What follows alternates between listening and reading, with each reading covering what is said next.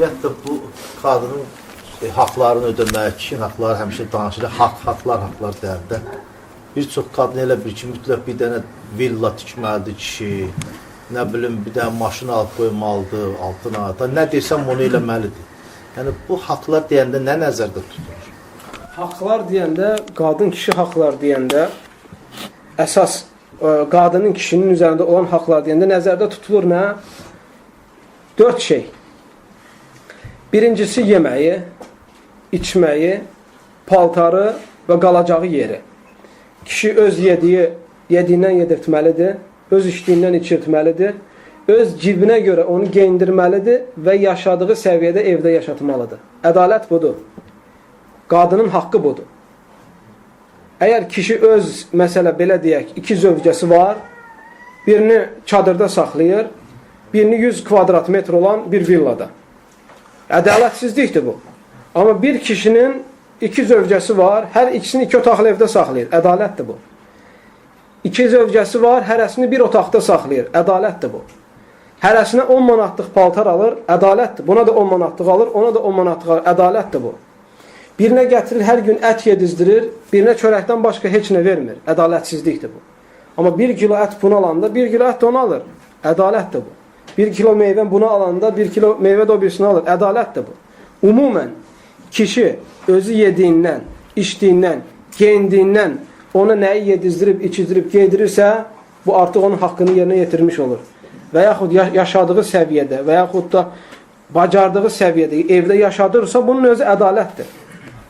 Budur, haqq, hüquq deyəndə nəzərdə tutulur. Allahu aləm. Siz əslində qadınların nə qədər naşükür olduğunu ham bilir. Yəni, bu açıqdır bu. Qadınlar, Rasulullah sallallahu aleyhi ve sellem hədisi var. Rasulullah sallallahu aleyhi ve sellem deyir ki, cəhənnəmdən qorunun. Ən çox cəhənnəm əhlinin qadınlar olduğunu gördüm. Ayşə radiyallahu anhaya deyir bunu. Ayşə radiyallahu anhaya orada olur, qadınlara Peyğəmbər bu söhbəti deyərkən. Deyirlər, ya Rasulullah, bunu nəyə görə deyirsən? Rasulullah sallallahu aleyhi ve sellem deyir, kişi ömrü boyu qadına xidmət eləyər. Bir dəfə xətrinə dəy, bir dəfə ona hörmət eləmə, o illər boyun hamısını unudacaq, deyəcək, sən mənə heç bir şey eləməmişsən. Qadın belədir. Ona görə birinci kişilərin vəzifəsi nədir? Haqlardan birini hesab eləməlidir ki, zövcəsinə şəriəti öyrətsin. Bu da zövcənin haqlarındandır kişinin üzərində. Zövcəyə şükrü öyrət, ibadəti öyrət, təvəkkülü öyrət, səbri öyrət və s. kimi dinini öyrət ki, zövcə sabah bir gün naşükür olmasın. Və bu, həmçinin zövcənin naşükür qadınların yanına aparma yine. Və hər kəs öz zövcəsini çəkindirməlidir ki, qadınların məclisinə gedəndə öz geyimləri ilə, yeməkləri ilə, evləri ilə fəxr eləməsinlər.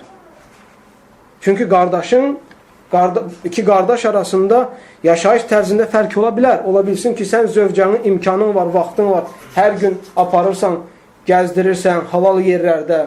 Ola bilsin ki, ona yeni paltarlar alırsan və qızıllar alırsan. Başqa qardaşın imkanı yoxdur. Ona görə zövcəni başa sal ki, gedəndə sən ona etdiyin yaxşılıqlardan danışmasın. Çünki o görəcək ki, onu çıxartmır zövcəsi, ona paltar almır, bunun qədər qızılı onun yoxdur. Bu qadında naşükürlük qapısını açır. Və burada 2 şey var. Birincisi, sən çalır zövcən naşükür qadınların yanına getməsin. Çünki asiliyə yol açacaq.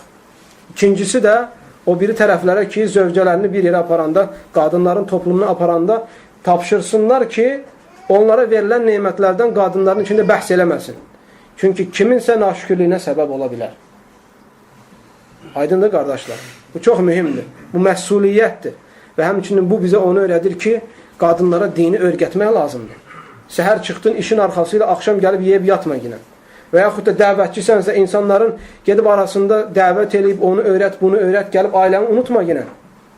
وَاَنْزِرْ عَشِرَتَكَ الْأَقْرَبِينَ İlk nazil olan ayətlərdəndir. Yəni, dəvəti öz ətrafındakilərdən başla.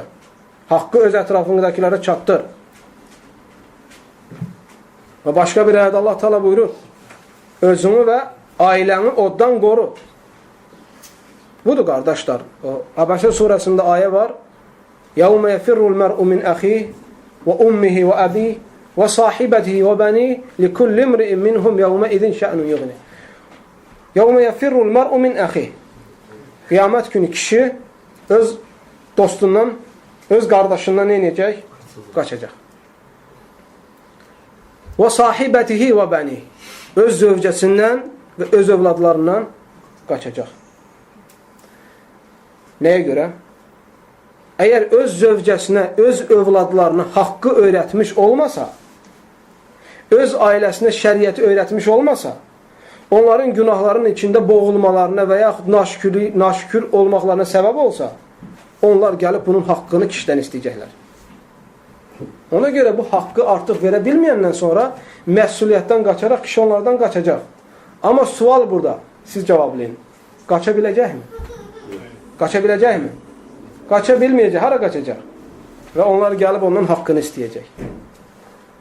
Budur qardaşlar, ona görə bizlər birinci növbədə öz ailələrimizlə məşğul olmalıyıq, qadınlarımızla məşğul olmalıyıq, övladlarımızla və sonra başqaları ilə.